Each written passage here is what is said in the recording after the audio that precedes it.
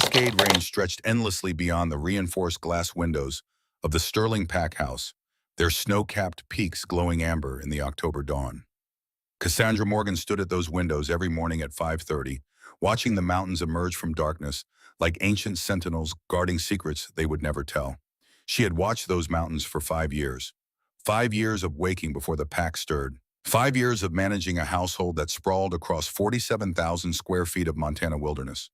5 years of being the perfect Luna to an imperfect situation. Her reflection stared back at her from the glass. 24 years old, though the weight she carried made her feel decades older. Dark hair pulled into the same efficient bun she wore every day. Eyes that had learned to hide disappointment behind practiced composure. She looked like a queen. She felt like a fraud. Behind her, the master bedroom still held the warmth of Thaddeus Blackwood's body, the Alpha King who had chosen her when she was barely 19. Their bed was a massive thing of carved timber and furs positioned to face those same mountains. He was still there now, one arm thrown across the space where she should have been, his chest rising and falling with the deep rhythm of a man who could still find peace in sleep. She envied him that. Peace had become a stranger to Cassandra Morgan. The pack house woke in stages. First, the Omegas moving through the lower floors like ghosts lighting fires and preparing breakfast for 600 members who lived within these walls or in the surrounding cabins that dotted the property for 12 miles in every direction. Then the Gammas, the warriors who ran perimeter patrols and checked security systems that monitored a territory stretching from the Canadian border down through Idaho and into northern Wyoming. Finally, the Betas, the administrators who made the Western Territories coalition function like the small nation it essentially was. Cassandra knew every rhythm of this place. She had learned them all in those first terrifying months after Thaddeus had claimed her as his true mate, when the moon goddess herself had confirmed their bond in a ceremony that left both of them marked with silver scars along their wrists. The pack had celebrated for 3 days. Elder Tobias Wren had smiled with teeth that never reached his eyes and told her she had a sacred duty to fulfill. She had been too young and too in love to understand what he meant. She understood now. The first Omega she encountered was Maria, a woman in her 50s who had served the pack house since before Cassandra was born. Maria's eyes always held a particular kind of sadness when they met Cassandra's, a pity that cut deeper than any insult. "Good morning, Luna," Maria whispered as they passed in the hallway leading to the great kitchens. "The breakfast preparations are ahead of schedule." "Thank you, Maria." Cassandra's voice never wavered. She had learned that trick in year 2. Never let them hear the cracks. The kitchen was a cathedral of steel and stone built to feed an army because that was essentially what the pack was. Industrial ovens lined one wall. Prep stations stretched across the center like an assembly line. 3 Omegas worked in synchronized silence, their hands moving through tasks they had performed thousands of times. They looked up when Cassandra entered, then quickly looked away. Always the looking away. She reviewed the menu for the Winter Solstice Gala, an annual tradition that drew alphas and their entourages from every pack in the coalition. 600 confirmed guests. Dinner for 800 to account for +1s in security details. Locally sourced venison, wild salmon flown in from Alaska, vegetables from the pack's own greenhouses, wine from California, whiskey from Kentucky, champagne from France. Nothing but the best for the Western Territories. The event was 6 weeks away. 6 weeks until the deadline that nobody spoke about, but everyone knew. 6 weeks until the Council of Elders would invoke the succession clause if Cassandra had not produced an heir. Her hand moved unconsciously to her stomach. Flat, empty, barren. 61 pregnancy tests over 5 years. 61 times she had waited with hope that died a little more with each negative result. 61 times she had faced Thaddeus and watched something flicker behind his eyes. Not disappointment exactly. Something worse. Resignation. Dr. Helena Monroe, the pack physician, had run every test known to modern medicine and several known only to werewolf healers. "Physically, there is nothing wrong with you," Helena had told her after the 47th negative test.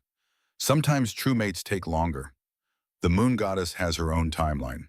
But the moon goddess was not answerable to the Council of Elders, and Elder Tobias Wren had made it abundantly clear that his patience had expired. Cassandra finished reviewing the menu and moved to her next task. The pack school needed new textbooks for the advanced mathematics program. The hospital wing required updated imaging equipment. 3 families had requested assistance with mortgage payments after the sawmill closure in the Northern Territory. Every decision crossed her desk. Every problem became hers to solve. She had built systems and processes that ran smoother than anything the pack had seen in 2 generations. She had negotiated treaties with neighboring packs that had expanded their trading networks into Oregon and Washington. She had personally overseen the construction of a community center that served as a gathering place for pack members who lived in the outlying regions. She had done everything a Luna could do except the one thing that mattered. The morning bled into afternoon. Cassandra moved through the pack house like a conductor leading an orchestra, each gesture precise, each word calibrated. She met with the head of security to review patrol schedules. She approved budget allocations for the upcoming quarter. She listened to an Omega mother express concerns about bullying in the elementary school and promised to address it personally. She smiled, she nodded. She performed her role with the dedication of someone who knew the stage was rotting beneath her feet. At 2 in the afternoon, she had her monthly appointment with Dr. Monroe. The medical wing occupied the entire east side of the pack house, a testament to Thaddeus's belief that his people deserve the best health care available. Examination rooms lined a hallway that smelled of antiseptic and the particular sweetness of healing herbs that werewolf medicine still employed alongside modern treatments. Helena's office was at the end of that hallway, a space filled with medical journals and photographs of the hundreds of pack babies she had delivered over her 40-year career. Cassandra sat on the examination table, her feet dangling above the floor, and waited while Helena prepared the pregnancy test. The routine never changed. Blood draw, urine sample, transvaginal ultrasound to check for any abnormalities. Helena worked in efficient silence, her hands gentle, despite the clinical nature of the examination. 15 minutes later, Helena pulled off her gloves and sat on her rolling stool, her expression carefully neutral. "Negative," she said quietly. "I am sorry, Cassandra." 62.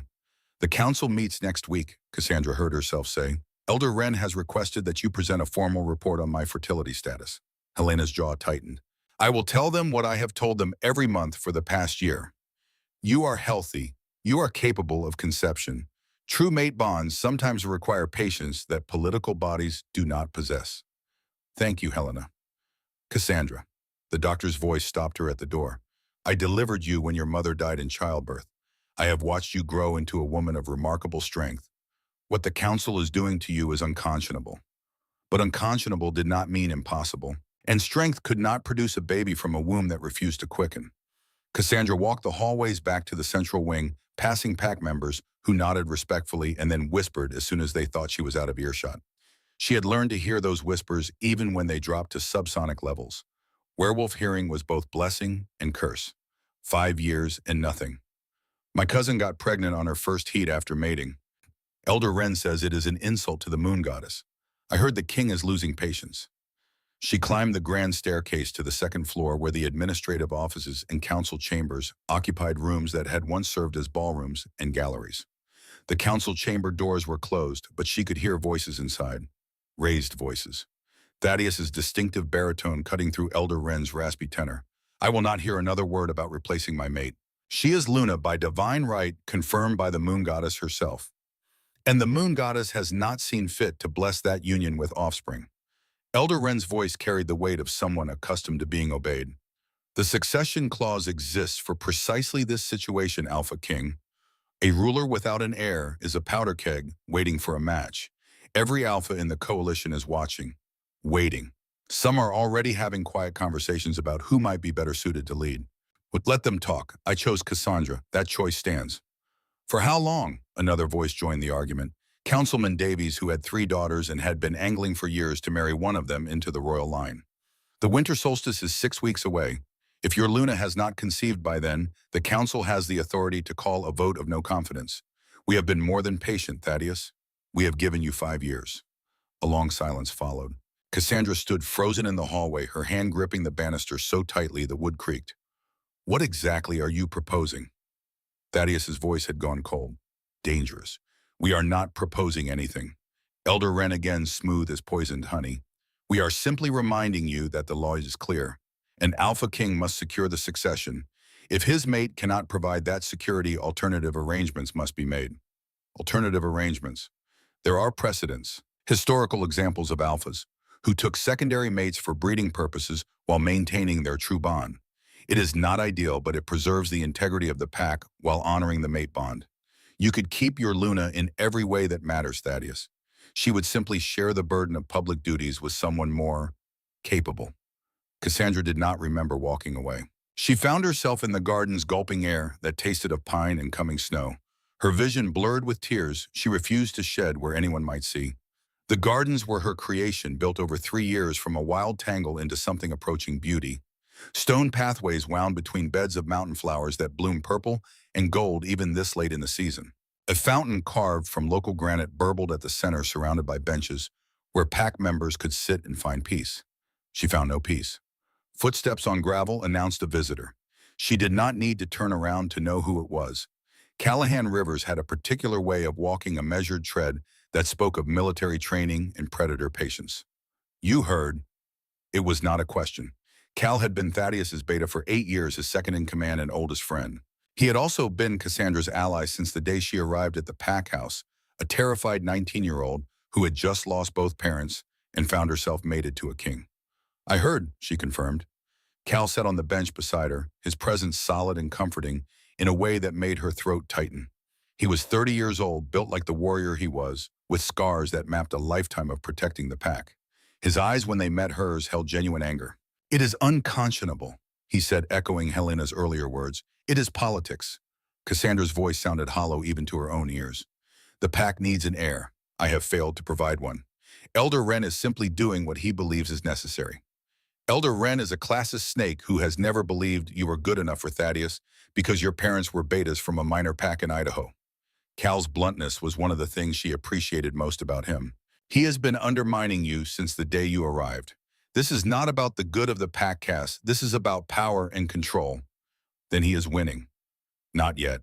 Cal leaned forward, elbows on his knees, his gaze fixed on the fountain. Thaddeus will not allow this. He loves you. Everyone who has eyes can see it. Love. Such a small word for something that had defined her entire adult life. She loved Thaddeus Blackwood with an intensity that sometimes frightened her. When they were alone, when the pressures of leadership and succession fell away, she could feel the mate bond between them, like a living thing, warm and golden and unbreakable. He touched her with reverence. He listened when she spoke. He had given her authority over domains that previous Lunas had never been allowed to control. But love could not produce a baby, and in the world they inhabited, that made it insufficient. I should get back, she said, standing. The gala preparations will not manage themselves. Cal caught her wrist as she passed his grip, gentle but insistent. If you need anything, Cass, if you need someone to talk to or someone to help you or someone to commit treason with. He smiled faintly at that last part. I am here. She squeezed his hand, unable to speak past the lump in her throat, and walked back toward the pack house. The rest of the afternoon dissolved into the same blur of tasks and responsibilities that filled every day. She approved the final guest list for the gala. She reviewed architectural plans for expanding the Northern Territory school system. She mediated a dispute between two families over grazing rights. She performed her duties with mechanical precision, while her mind replayed Elder Wren's words in an endless loop. Alternative arrangements, someone more capable. Share the burden of public duties. Dinner that night was a formal affair in the main dining hall, a cavernous space that could seat 200 people beneath rafters hung with antler chandeliers. The head table sat on a raised dais positioned so the Alphaking and his Luna could oversee the assembled pack. Cassandra wore a deep green dress that Thaddeus had given her for their 3rd anniversary, her hair twisted into an elegant updo that had taken Maria 40 minutes to perfect. She looked the part. She always looked the part. Thaddeus sat beside her, resplendent in black, his presence commanding even in stillness. He was 32 years old and looked carved from the same granite as the mountains that surrounded them. Dark hair touched with silver at the temples, steel gray eyes that could freeze enemies in their tracks, or warm with affection when he looked at her. A scar along his jaw from a border dispute when he was 25. He was beautiful in the way that dangerous things often are. He had not mentioned the council meeting. Neither had she. They ate venison and roasted vegetables while the pack filled the hall with a conversation and laughter. Werewolves were tactile creatures by nature, and the dining hall was a chaos of touch. Mates leaned into each other. Parents corralled enthusiastic children. Friends clasped shoulders and shared jokes. Life and warmth and connection everywhere she looked, except at the head table where an invisible wall had risen between her and her mate. After dinner, Thaddeus took her hand and led her back to their chambers through hallways that echoed with their footsteps. The master suite occupied the entire top floor of the central tower, a space designed for privacy and security. Floor-to-ceiling windows offered 360-degree views of the territory. A fireplace large enough to stand in provided heat that the modern heating system supplemented. Their bed dominated the room, that massive construction of wood and furs that had seen 5 years of lovemaking and quiet conversations and increasingly careful distance. Thaddeus poured himself a whiskey from the bar cart and stood at the windows, his back to her. Cassandra began the nightly ritual of removing her jewelry, each piece carefully returned to its designated box. Diamond earrings, pearl necklace, the Luna's ring, a band of white gold set with the moonstone that caught light like captured starshine. "I spoke with Elder Wren today," Thaddeus said finally. His voice was carefully controlled, which meant he was furious. He presented the council's concerns about the succession. "I heard," Cassandra admitted. "No point in lying. I was in the hallway." He turned to face her, and the anguish in his eyes made her chest tighten. "I will not let them do this to you, Cass. I will not let them take away your title, or your dignity, or your place at my side. And if they invoke the succession clause, then I will fight it. I am still Alpha King. My word still carries weight." For how long? She hated how small her voice sounded. How long before they start questioning your fitness to lead? How long before other alphas sense weakness and begin making moves? "We both know how this works, Thad. A king without an heir is a king on borrowed time." He crossed the room in 3 strides and pulled her into his arms, his face buried in her hair, his breath warm against her temple. The mate bond flared between them, that unbreakable tether that the moon goddess herself had forged. She could feel his heartbeat against her cheek, could smell his scent of pine and petrichor, could sense the turmoil roiling beneath his alpha composure. "We have time," he whispered. "We will figure this out together, I swear to you, Cass. I swear on my life that I will not let them break us." She wanted to believe him. She wrapped her arms around his waist and held on like he was the only solid thing in a world that had started to tilt. They stood like that for long minutes while the fire crackled and the mountains stood witness beyond the windows. Later they made love with a desperation that spoke of endings neither wanted to acknowledge. His hands on her skin, her nails in his back. The ancient dance of mates seeking comfort and connection in the only way that had never failed them. Afterwards, she lay in his arms and listened to his breathing slow and deepen as sleep claimed him. She did not sleep. She stared at the ceiling and counted the weeks until winter solstice and wondered what alternative arrangements would look like in practice. She got her answer on a Tuesday morning in late October. The pack was in full preparation mode for the gala. Florists had arrived from Seattle to transform the Great Hall into a winter wonderland. Caterers were conducting final menu tastings. The security team was running background checks on every confirmed guest and their entourages. Cassandra was in the main administrative office, reviewing the seating chart for the 8th time, when the heavy oak doors at the front of the pack house opened with a boom that echoed through the entire structure. She felt it before she saw it. A disturbance in the pack bonds a ripple of shock and confusion that spread through the connected consciousness of 600 werewolves like a stone dropped in still water. Her head snapped up, papers forgotten, every instinct screaming that something fundamental had just shifted. Thaddeus walked through those doors. She knew his footsteps could have identified them, blind and deaf, but he was not alone. The woman trailing slightly behind him was striking in a way that made Cassandra's breath catch. Platinum blonde hair that fell to her waist in perfect waves. Ice blue eyes set in a face that belonged on magazine covers. Tall and slender and effortlessly beautiful in a way that required no effort because genetics had done all the work. But it was not her appearance that made the air in Cassandra's lungs turn to ash. It was her scent. She smelled of Thaddeus. Not the casual scent transfer that happened when people stood in proximity. She smelled claimed, marked. She smelled like she had spent significant time pressed against his skin, absorbing his essence until it became part of her own olfactory signature. Sweet vanilla layered over his pine, wild orchids tangled with his petrichor, the scent of intimacy, the scent of possession. Cassandra stood frozen at the head of the conference table, surrounded by 30 pack members who had been helping with gala preparations. The pen slipped from her fingers and clattered against the polished wood, impossibly loud in the sudden, suffocating silence. Thaddeus's jaw was tight, his posture rigid as his eyes found hers across the room. He did not offer a smile. He did not rush to her side as he usually did when entering a space where she waited. Instead, he placed a protective hand on the small of the woman's back, a gesture of claim and care that drove splinters into Cassandra's heart. "Cassandra." His voice echoed in the silence, formal and cold, and nothing like the warmth she knew. "We need to talk, in my study, now." She followed them through hallways that had become unfamiliar, her legs moving on pure muscle memory, while her mind screamed. The woman walked between them, her head held high, her movements graceful and confident. Pack members pressed themselves against walls as they passed their eyes wide with shock and speculation. News would spread through the pack at the speed of thought. By dinner, everyone would know. The Alpha King had brought another woman home. Thaddeus's study was a sanctuary of dark wood and leather lined with books and maps and the accumulated history of the Western territories. A fire burned in the hearth despite the October chill being minimal. When the heavy door clicked shut behind them, sealing the three of them in artificial intimacy, Cassandra felt the first crack appear in the composure she had maintained for 5 years. The woman turned slowly, letting her coat fall open with deliberate casualness. The unmistakable swell of a second trimester pregnancy pushed against the fabric of her silk dress. At least 5 months, probably closer to 6 based on the size. Far enough along that the risk of miscarriage had passed. Far enough along that the pack would know this was real. "What is this?" The words came out as a whisper, Cassandra's voice threatening to break entirely. The mate bond that usually felt like a warm tether in her chest suddenly felt like a chain pulled taut, every link cutting into something vital. Thaddeus ran his hand through his dark hair, a nervous gesture she knew too well. "Cassandra, this is Serafina Vale. She is the daughter of Alpha Marcus Vale from the Oregon Territories." He paused, and Cassandra watched something that might have been shame flicker behind his eyes. "She is carrying my child." The words dropped like anvils into the space between them. Cassandra could not breathe, could not think, could not process what she was hearing because it was impossible. Impossible because he was her true mate. Impossible because they were bound by divine decree.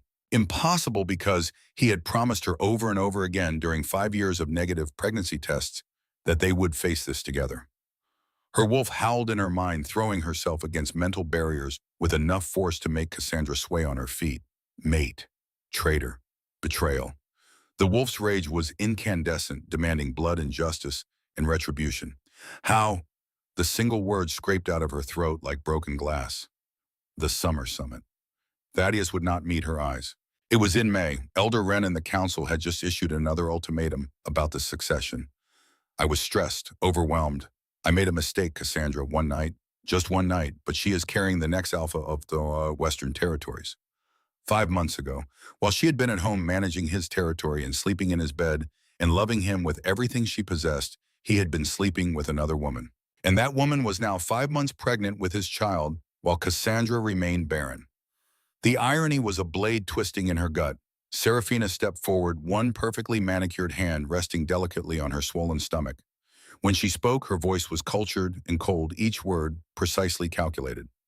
"It is nothing personal, Cassandra. You simply could not fulfill your duties to the king. I can." Cassandra looked at Thaddeus, waiting for him to defend her. Waiting for him to reprimand this woman who dared to speak to the Luna of the Western Territories with such casual disrespect. Waiting for the man she loved to remember that she was his mate, chosen by the moon goddess herself. He remained silent, staring at the floor like a coward. That silence broke something in Cassandra faster than any words could have. "The council has made a decision."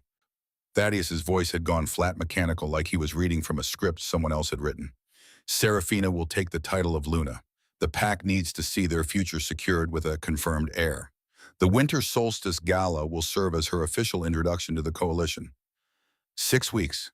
They could not even wait 6 weeks. "But you do not have to leave, Cassandra." He finally looked at her, and she wished he had not. The guilt in his eyes was genuine, which made it worse. "You are my true mate. That bond cannot be broken.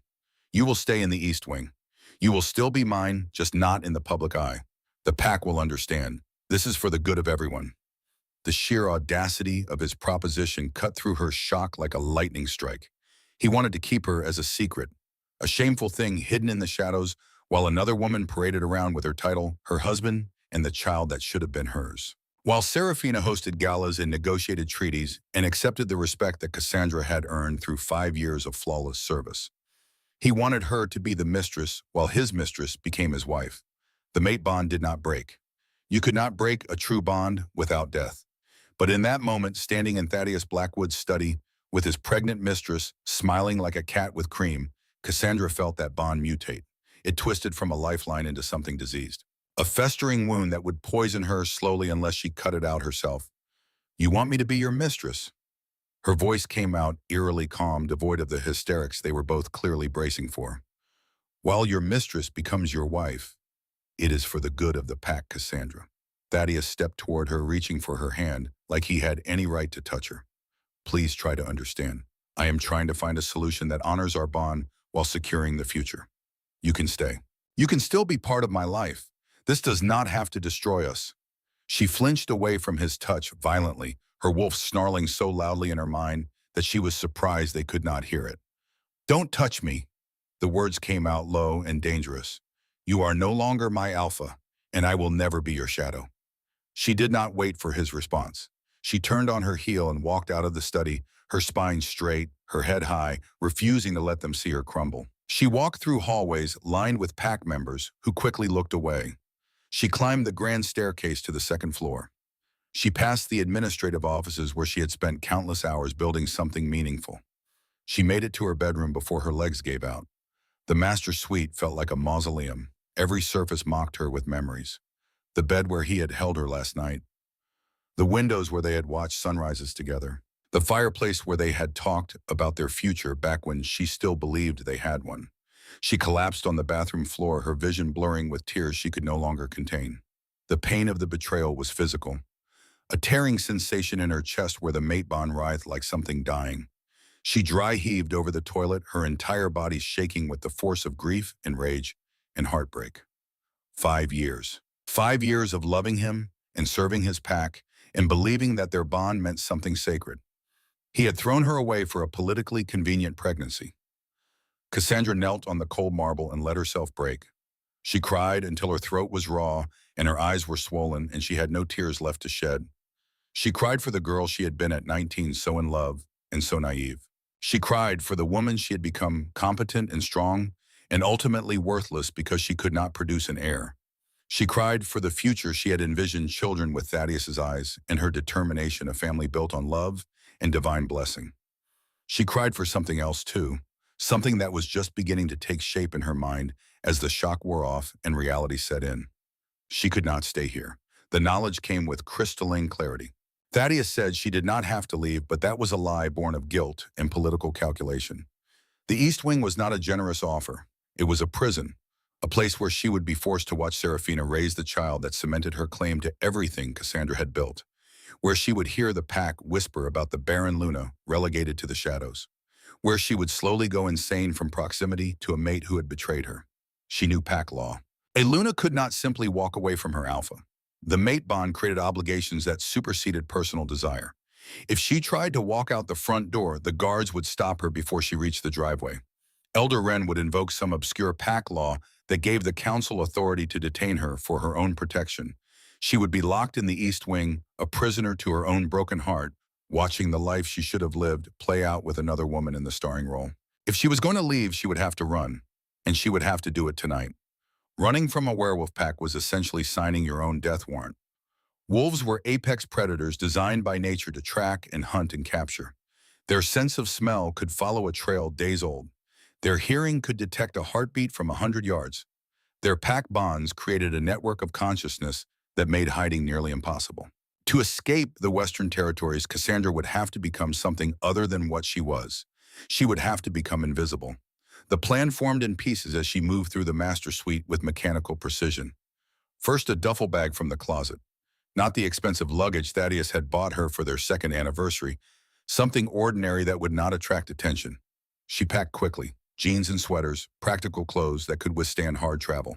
Undergarments, a single photograph of her parents taken a week before they died. Her mother's silver locket, the only inheritance she possessed.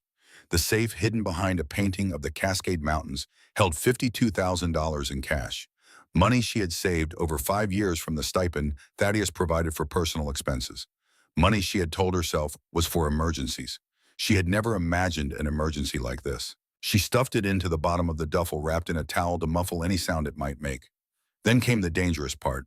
The pack house apothecary occupied the basement level, a climate-controlled space where the pack's healer stored herbs and tinctures and the specialized medicines that werewolf physiology sometimes required.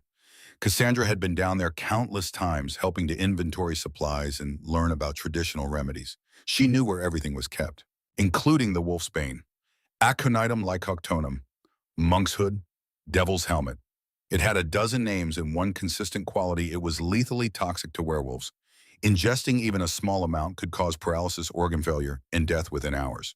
But consumed in carefully measured doses, brewed into a tea, and taken daily, it did something else entirely. It suppressed a werewolf's scent. The human form that werewolves wore was real, not an illusion.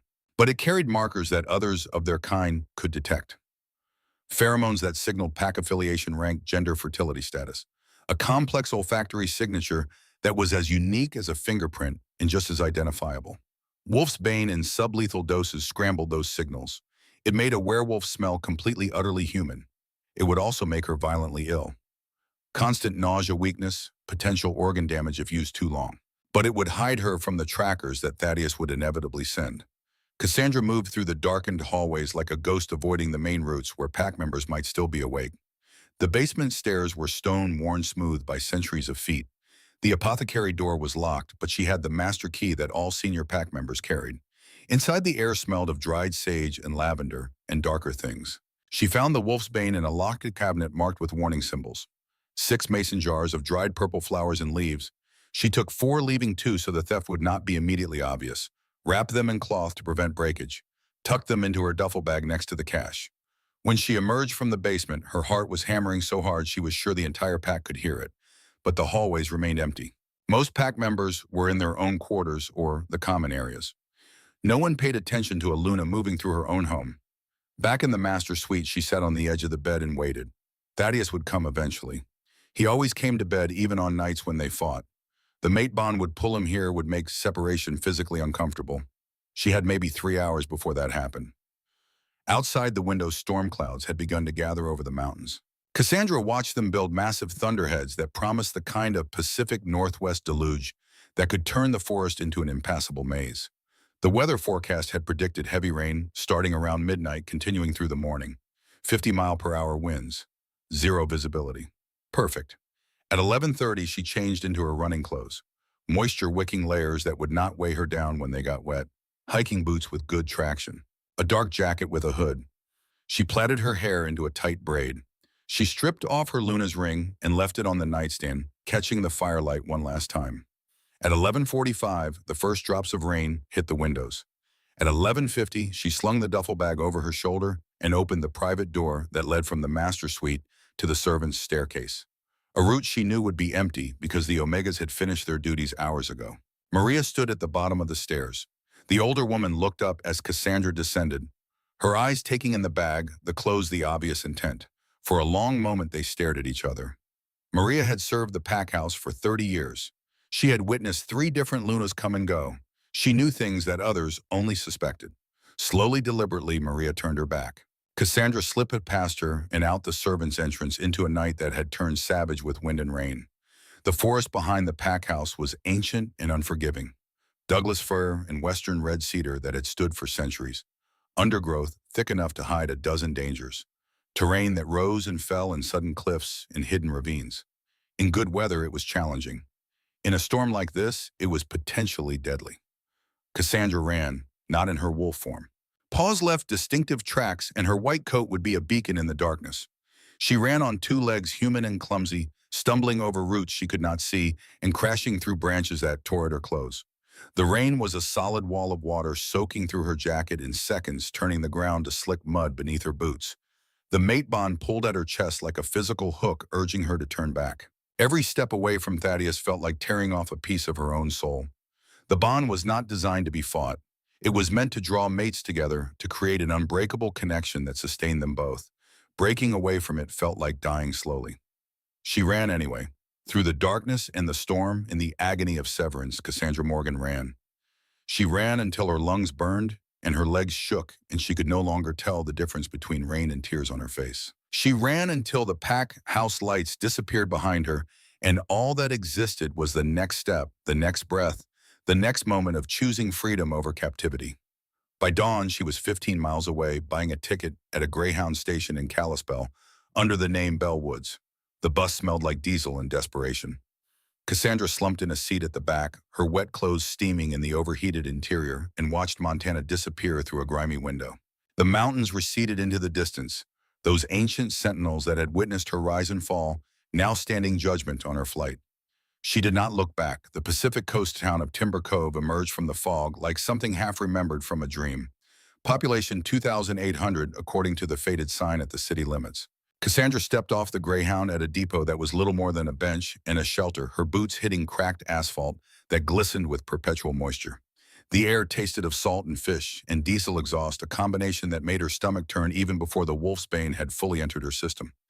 She had been running for 6 days, 6 days of buses that stopped in every forgotten town between Montana and the Oregon coast. 6 days of truck stop bathrooms where she changed clothes and washed her face with industrial soap.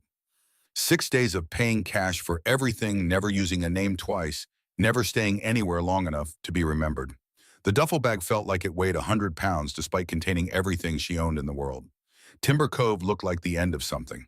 Gray shingled houses clung to hillsides that dropped toward a harbor choked with fishing boats. Main Street consisted of 6 blocks of businesses that had seen better decades. A hardware store with windows displaying tools that predated the internet. A diner called the Rusted Anchor, its neon sign flickering in the afternoon gloom. A tackle shop. A post office. A combination gas station and convenience store where locals in rain gear moved with the slow efficiency of people who had nowhere urgent to be. It was perfect. Cassandra walked Main Street with her hood up and her head down looking for the one thing she needed most. She found it between the hardware store and a shuttered insurance office. A hand-lettered sign in a second-story window, studio apartment for rent, $700 per month, inquire below. The hardware store smelled of sawdust and machine oil. An older man stood behind the counter, reading a newspaper that looked 3 days old. He glanced up as the door chimed, his eyes cataloging her in the way that small-town people assessed strangers. Cassandra had learned to recognize that look. It meant either opportunity or suspicion, sometimes both. Help you, his voice was gravel and cigarettes weathered by decades of coastal winters. The apartment. Cassandra's voice came out rougher than she intended. 6 days of minimal conversation had made speech feel foreign. Is it still available? The man folded his newspaper with deliberate slowness. You running from something? The bluntness surprised her into honesty. Yes. He studied her for a long moment, taking in the duffel bag, the exhaustion she could not quite hide, the careful way she held herself like someone expecting violence. Then he nodded. $700 a month, first and last up front. I have to turn. No lease, no questions. Utilities included. I don't allow drugs, don't allow parties, don't allow anything that brings police to my door. Beyond that, I don't care what you do. That works. Cassandra pulled cash from her jacket pocket, counted out $1,400 bills. Her hands shook slightly as she passed them across the counter. The man noticed but said nothing. Name's Frank Dalton. I own the building. Studio's up the back stairs, faces the alley. Quiet. Private. He produced a key from beneath the counter. Old brass worn smooth from use. You need anything fixed, you let me know. Otherwise, we probably won't see much of each other. Thank you, Mr. Dalton. Frank? He returned to his newspaper, dismissing her with the same efficiency with which he had rented her the apartment. Welcome to Timber Cove. Try not to let it depress you too much. The studio was 300 square feet of water-stained walls and scratched hardwood floors. A kitchenette occupied one corner, its ancient appliances humming with the determination of machinery that refused to die. A bathroom barely large enough to turn around in, a single window that looked out over a dumpster in the alley beyond. A Murphy bed that folded down from the wall, its mattress thin enough that she could feel the metal frame beneath. It was the most beautiful thing Cassandra had ever seen. She set her duffel on the floor and sat on the edge of the bed, finally allowing herself to stop moving. Her entire body ached. Muscles she had not used in years protested the 6 days of hard travel. Her feet had blisters from boots that had never been designed for distance running. The mate bond in her chest felt like a wound that would not stop bleeding, a constant low-grade agony that she had learned to breathe through. But she was alive. She was free. And she was 300 miles from the Western Territories. That night, she brewed her first cup of wolfsbane tea. The wolfsbane ritual was precise. 1 teaspoon of dried flowers and leaves steeped in boiling water for exactly 7 minutes, strained through cheesecloth to remove particulates. The resulting liquid was the color of dark amber and smelled like death. Cassandra sat at the tiny kitchen table and stared at the cup, knowing that once she drank it, there was no going back. The first sip tasted like bitterness and desperation. The second went down easier. By the third, her throat had gone numb. The effects hit within an hour. Nausea rolled through her in waves, sending her stumbling to the bathroom where she vomited until there was nothing left. Her skin felt too tight, like something crawling beneath the surface. Her vision blurred at the edges. Her wolf whimpered in her mind, confused and frightened by the poison flooding their shared system. But when she finally emerged from the bathroom at 3 in the morning, shaking and pale and barely able to stand, she knew it had worked. Her scent had changed. The complex markers that identified her as werewolf, as Luna, as Cassandra Morgan of the Western Territories, had been scrambled. She smelled human. Utterly, completely human. It was the most horrifying and liberating thing she had ever experienced. The job came 3 days later, after she had recovered enough to walk without her legs shaking. The rusted anchor was always hiring because the work was hard and the pay was terrible, and most people did not last more than a few weeks. Cassandra walked in at 5 in the morning when the owner was prepping for the breakfast rush and asked if they needed a waitress. The woman behind the counter looked like she had been carved from the same coastal rock as the town itself. 60 years old, iron gray hair pulled into a bun, cigarette dangling from the corner of her mouth, despite the no-smoking laws that everyone ignored. Her name tag said Denise. "You done this before?" Denise did not look up from the industrial coffee mug she was wrestling into submission. "No, Sin." Cassandra had learned that lying required too much energy, but I learn fast and I show up on time. Most important qualification right there. Denise finally looked at her eyes sharp despite the early hour. "You running from something, second time in 3 days. Apparently small coastal towns only had one question for strangers." "Yes." "He hit you, thus?" "No, just broke my heart." Denise nodded like that made perfect sense. $11 an hour plus tips, 6 to 2, 5 days a week. You get 1 meal per shift, no substitutions. You steal from the register or show up drunk, you're fired. You think you can handle that? Yes. Let's start tomorrow. Wear black pants and comfortable shoes. The uniform shirts are in the back. I'll get you fitted. Denise paused, something almost gentle crossing her weathered features. "What's your name?" Cassandra hesitated. She had used Belle Woods on the bus ticket. She could not use Cassandra Morgan anywhere. She needed something that felt true enough to answer to, but false enough to hide behind. "Cass," she said finally. "Just Cass." "All right, just Cass. Welcome to the worst job you've ever had. You're gonna hate it." Denise was right. The work was brutal in ways that had nothing to do with physical labor. Cassandra had managed a pack house with 600 members, had negotiated treaties with neighboring alphas, had balanced budgets that ran into millions of dollars. But she had never stood on her feet for 8 hours straight, pouring coffee for fishermen who smelled like the ocean and construction workers who talked around her like she was furniture. Her wolf hated it. Every instinct screamed that she was a Luna, that these people should show her respect, that she was debasing herself by serving humans who did not even know she existed. But Cassandra welcomed the degradation. It was penance, it was anonymity, it was survival. The wolf's bane tea became her morning ritual. Every day at 5 a.m. before her shift, she brewed the poison and forced it down. Every day, her body protested with nausea and headaches in a bone-deep exhaustion that never quite faded. Her skin took on a pallor that Denise noticed but did not comment on. Her hands developed a tremor that made carrying full coffee pots an exercise in concentration. But her scent remained human, and that was all that mattered. 3 weeks into her new life, the burner phone rang. Cassandra stared at it for a full minute before answering, her heart hammering against her ribs. Only one person had the number. She had bought the phone specifically so Callahan Rivers could reach her in emergencies, back when she still believed she might need a lifeline to the world she had fled. She answered on the 6th ring. "Cal." "Cass," his voice crackled through the cheap speaker, rough with relief and anxiety in equal measure. "Thank the goddess. I have been calling for 2 days. I have been working." The lie came easily. She had been avoiding the phone, terrified of what news it might bring. "What is wrong?" "Everything." Cal's exhale was audible even through the static. "Cass, you need to hear this. Thaddeus is losing his mind." Her fingers tightened on the phone. She sat on the edge of her Murphy bed, staring at the water stains on the ceiling, and forced herself to ask the question. "What happened?" "When he realized you were actually gone, he snapped. Completely. He nearly killed Elder Wren, and a rage broke 3 of the old bastard's ribs and fractured his jaw. It took me and 4 gammas to pull him off. He has mobilized the elite trackers, Cass, all 12 of them. They are scouring the entire western seaboard from British Columbia to Northern California." The room felt too small suddenly, too bright. Cassandra stood and moved to the window, looking out at the gray morning and the fog that rolled in from the Pacific like a living thing. "He is looking for me. He is hunting you." Cal's distinction was important. His wolf is taking over. He is not sleeping, barely eating. He has not been fully human in over a week. The pack is restless. They can feel the king's instability through the bonds. Some of the younger alphas are starting to make noise about a leadership challenge. What about Serafina? The name tasted like poison on Cassandra's tongue. I thought he had everything he wanted. A dark, bitter laugh escaped Cal. That is the thing, Cass. Something is wrong with her. The pack doctor finally got access to Serafina's full medical records from her home pack. There are discrepancies. Big ones. What kind of discrepancies? The kind that suggest her pregnancy timeline does not match what she claimed. The kind that make the paternity questionable. Cal's voice dropped lower, like he was worried about being overheard. Thaddeus's wolf is rejecting her completely. He cannot stand to be in the same room with her. Whatever scent she was giving off that convinced him she was carrying his child, it is changing. Degrading. Cassandra's mind raced.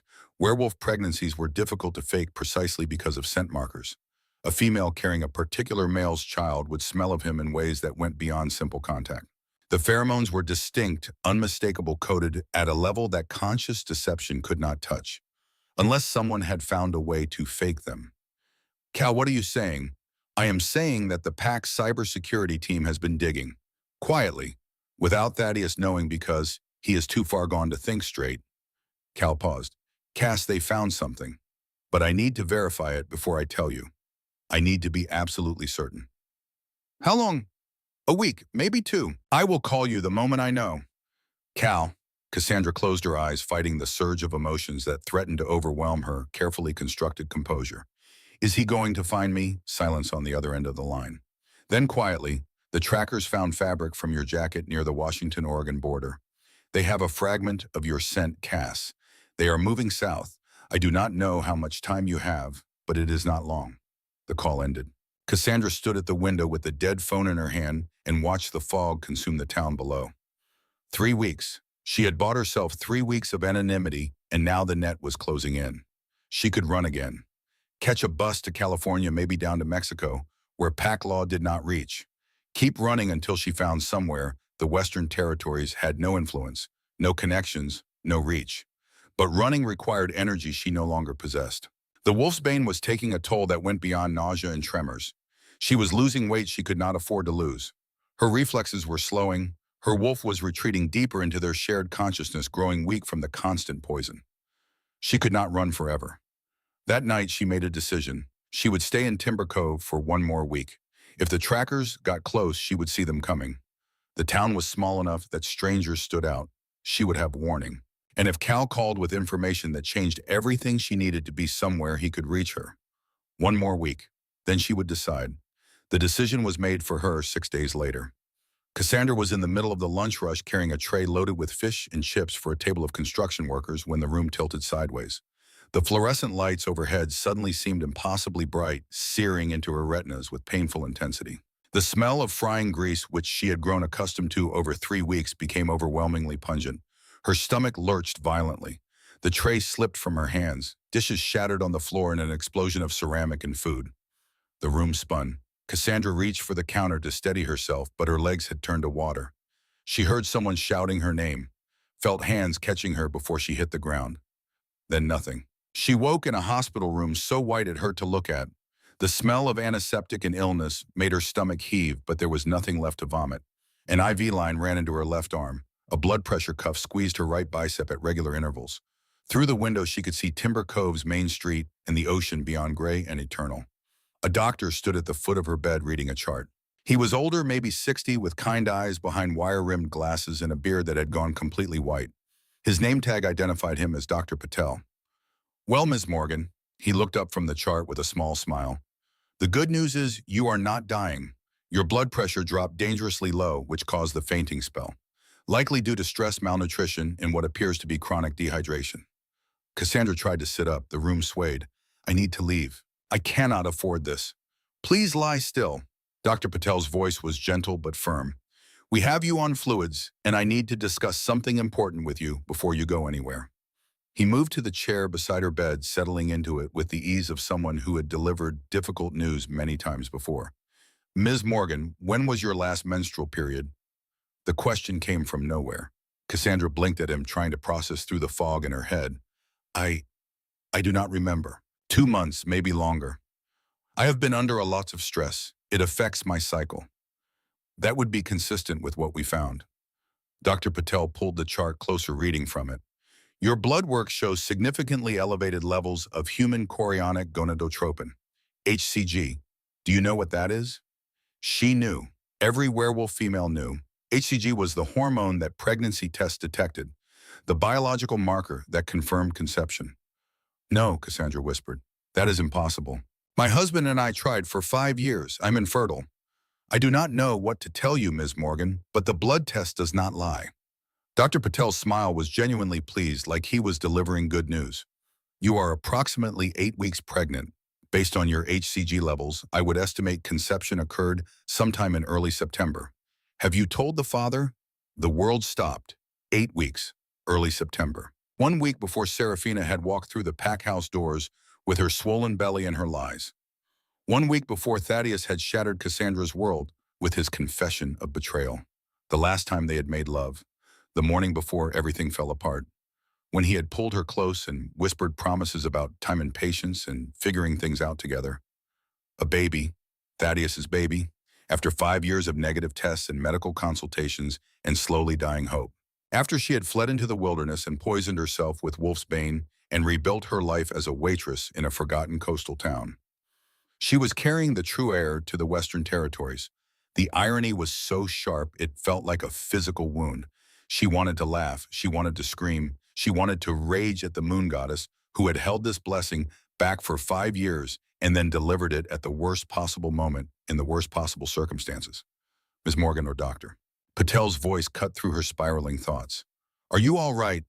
The father. Cassandra's voice sounded hollow, like it was coming from very far away. The father is out of the picture. It is just me. I see. The doctor's expression shifted to something more concerned. Have you been taking any medications or supplements? Your blood work shows some irregularities that concern me.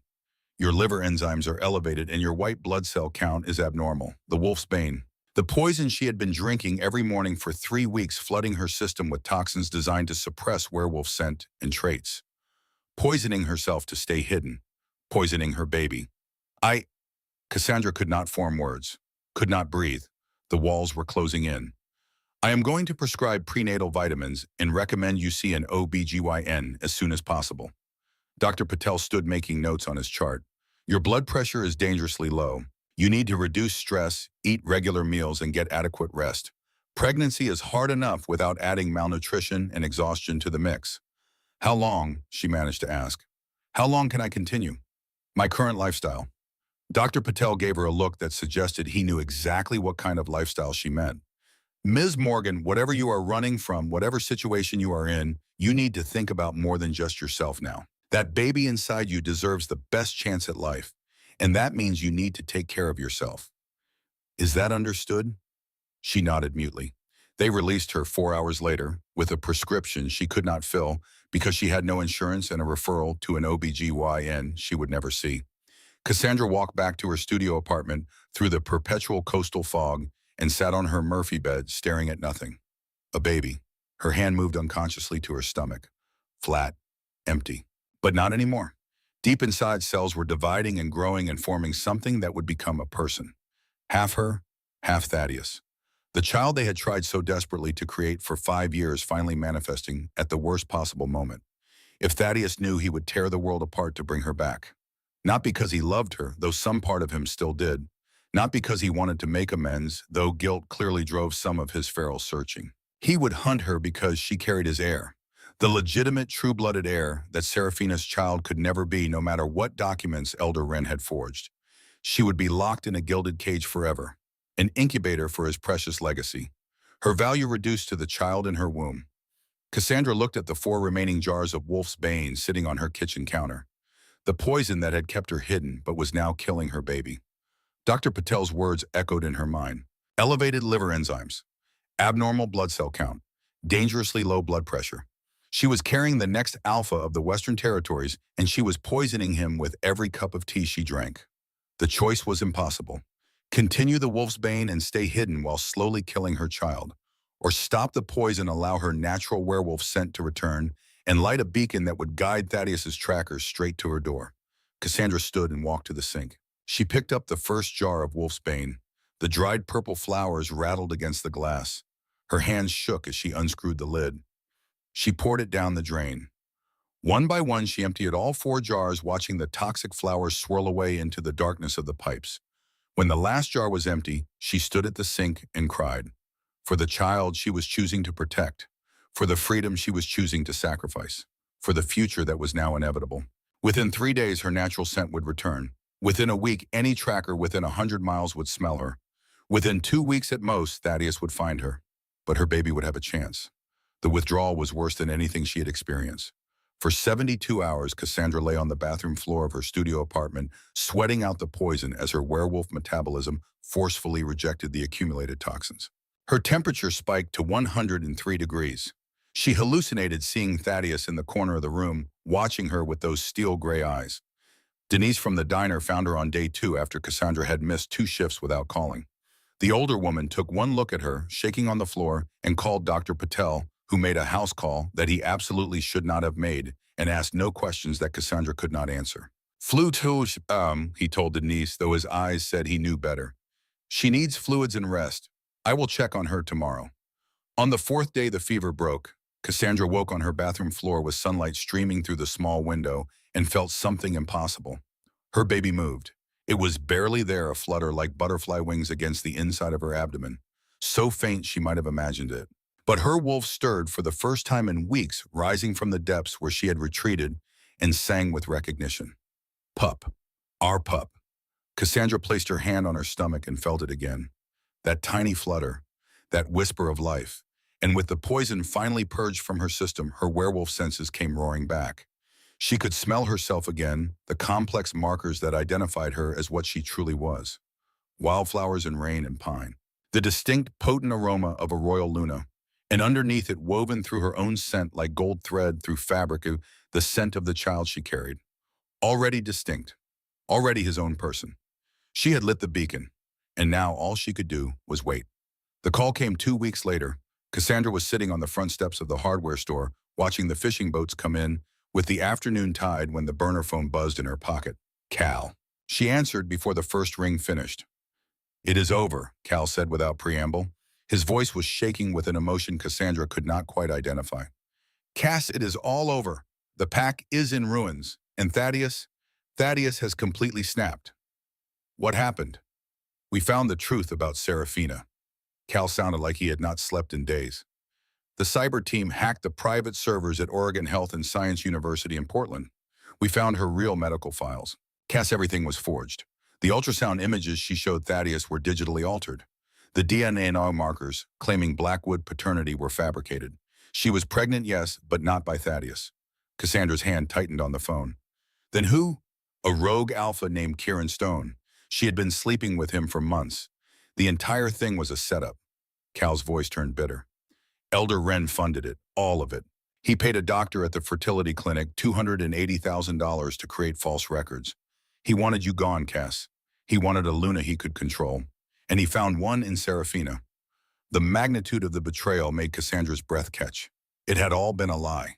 Every moment of that terrible confrontation in Thaddeus' study, every word Serafina had spoken, every claim about carrying the next alpha. All of it orchestrated by an old man who believed Cassandra's bloodline was too weak to produce worthy heirs. Does Thaddeus know? He knows. Cal's voice went dark. When the evidence came to light, he confronted Wren in front of the full council. The old bastard confessed everything. Said it was for the good of the pack. That you were barren and would never produce an heir. That Serafina was young and fertile and properly connected. What did Thaddeus do? He challenged Wren to ritual combat, right there in the council chambers in front of everyone. It lasted less than 2 minutes. Thaddeus snapped his neck and threw the body at the council's feet. Cal paused. Then he went after Serafina. Cassandra could picture it. The rage, the betrayal, the feral king who had lost everything to a conspiracy. He stripped her naked in front of the entire pack. Took her title, her rank, everything.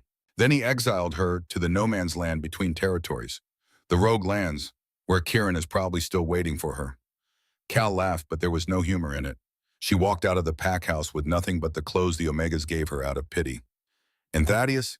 His wolf has taken over completely, Cass. He destroyed the West Wing with his bare hands. Just tore it apart. The council is terrified. The pack is on edge. Some of the Gammas are talking about restraining him for his own safety, but no one wants to try. Cal, Cassandra's voice came out as a whisper. Why are you telling me this? Because he is not sending trackers anymore.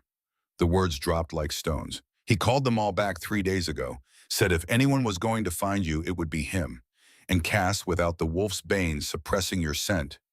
He caught it on the wind. He knows you are in Oregon, somewhere on the coast. Her blood turned to ice. How close is he? He left the pack house yesterday morning. He is already in Northern California moving up the coast. Cass, he is not thinking straight. His wolf is feral with grief and guilt.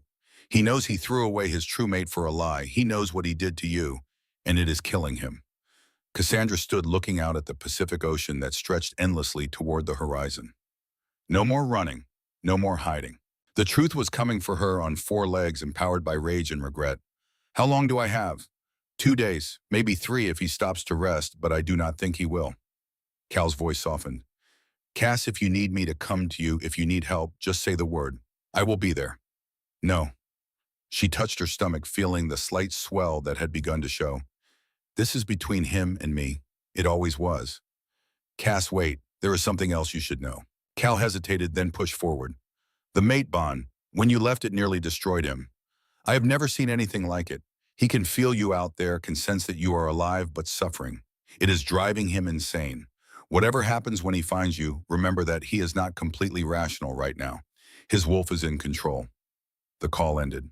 Cassandra stood on the steps of Frank Dalton's hardware store and felt the mate bond flare in her chest for the first time since she had fled.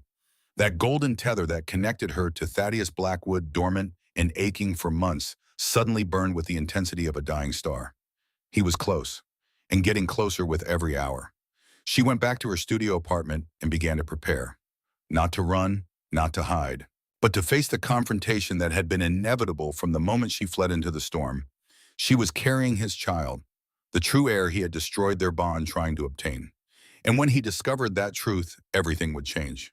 Cassandra packed a bag, not with clothes for escape, but with supplies for what came next. She was 7 months pregnant now, her belly round and firm beneath her waitress uniform. Her wolf was strong again, fierce and protective, in a way that had nothing to do with pack politics and everything to do with the life growing inside her. She had one more decision to make. Stay in Timber Cove and let him find her in this shabby studio above a hardware store. Or choose her ground. Choose the place where the next chapter of this story would be written. The answer came with surprising clarity. Cassandra gave Denise 2 weeks' notice that she had no intention of working. She paid Frank Dalton for the final month's rent in cash. She loaded her few possessions into the beat-up Honda CR-V she had purchased from a fisherman for $3,000, and she drove south, into the redwoods, into the ancient forests of Northern California, where trees older than nations reached toward the sky, where fog moved like living ghosts between trunks wide enough to drive cars through, where a woman could find a cabin at the end of a dirt road so far off the grid that electricity was a luxury and running water came from a well. She found it outside a town called Ironwood, population 600, a cabin that rented for $1,400 a month with 6 months required up front. No questions asked, no paperwork filed, just cash and a handshake and a warning that the nearest neighbor was 4 miles away through forests that would kill the unprepared. It was perfect. Cassandra moved into the cabin and began to nest. Her wolf drove her with instincts older than civilization. She chopped firewood until her hands blistered. She stocked the pantry with canned goods and dried meat. She built a crib from salvaged lumber, her hands moving with certainty despite never having done carpentry before. And every night she sat on the porch and felt the mate bond burning brighter, closer, coming for her like a storm that could not be stopped. The burner phone rang one final time 3 weeks after she had settled into the cabin. Cal's voice was tight with urgency. He is in California. The trackers reported seeing him near the Humboldt County line. He is maybe 10 miles from the coast moving inland, toward the redwoods. I know. Cassandra placed her hand on her stomach, feeling Ronan kick strongly. She had started calling the baby Ronan in her mind, Ronan Blackwood. The child who would never know the pack that should have been his birthright. I can feel him, Cal. He is close. Cass, what are you going to do? She looked out at the forest, at the ancient trees that had stood for thousands of years and would stand for thousands more, at the fog that rolled through them like the breath of the earth itself. "I am going to let him find me," she said quietly. "And then we are going to finish this." The storm came 3 days later. Cassandra had been tracking its approach across the Pacific for 72 hours, watching satellite images on the ancient laptop she had bought from a pawn shop in Ironwood. A massive atmospheric river, meteorologists called it. A corridor of moisture stretching from Hawaii to the California coast, carrying enough water to turn the redwood forest into an impassable maze of mud and flooding creeks. Wind gusts predicted at 80 miles per hour. Rainfall measured in feet, not inches. The kind of storm that happened once a decade and reminded humans why the old gods were worth fearing. It was also the kind of storm that would mask an alpha's approach until he was right on top of you. The cabin sat in a clearing carved from ancient forests surrounded by coastal redwoods that had stood since before Columbus sailed. The trees were massive beyond comprehension, their trunks 40 feet in diameter, their crowns disappearing into perpetual fog 300 feet overhead. The forest floor was a carpet of ferns and fallen needles, eerily silent, in the way that old-growth wilderness always was. No underbrush, no small animals scurrying, just the cathedral hush of a place that had learned patience over millennia. Cassandra stood on the porch as the first drops began to fall, one hand resting on her swollen belly. 8 months pregnant now. Ronan was active, kicking and turning with the restless energy of a child who would be born alpha. She could feel his strength through the bond they shared, could sense his wolf already forming in the way that royal bloodlines sometimes manifested early. The mate bond in her chest had become a living flame over the past week. No longer the dull ache of distance and betrayal. Now it burned with proximity and urgency, pulling her north towards something that approached with single-minded determination. She did not need Cal's warning calls anymore. She could feel Thaddeus getting closer with every hour that passed. He was perhaps 5 miles away now, maybe less. Moving through the forest in his wolf form because 4 legs covered ground faster than 2, and his human mind had long since surrendered control to the feral creature that had been hunting her for months. The rain intensified. Within minutes, it became a solid wall of water, turning the clearing into a gray void where visibility dropped to mere feet. Thunder rolled through the mountains deep enough to shake the cabin's foundations. Lightning crackled somewhere in the distance, illuminating the forest in brief frozen snapshots. Perfect cover for a king who had finally found his queen. Cassandra went inside and locked the door. Not because a lock would stop him. The door was solid oak reinforced with iron hinges, but Thaddeus could tear through it like paper if he wanted. She locked it because ritual mattered. Because crossing a threshold uninvited carried meaning in werewolf culture. Because even now, even after everything, she needed him to choose to break down that barrier. She needed to know he would destroy everything to reach her. The cabin was warm despite the storm. She had built a fire in the river rock fireplace, fed it with split pine until flames danced 6 feet high. The interior was small but carefully arranged. A main room that served as kitchen, living area, and dining space. A bedroom barely large enough for the double bed and the crib she had built. A bathroom with a clawfoot tub and plumbing that groaned but functioned. Everything she needed, nothing she did not. She had prepared for this moment with the same meticulous attention she had once given to pack administration. Towels stacked beside the fireplace. Water boiling on the wood stove. Her hunting knife silver-edged and sharp enough to split hairs lying on the kitchen table within easy reach. Medical supplies in the bathroom. Candles lit throughout the cabin because the storm would take the power soon. And in the center of the room she stood, waiting.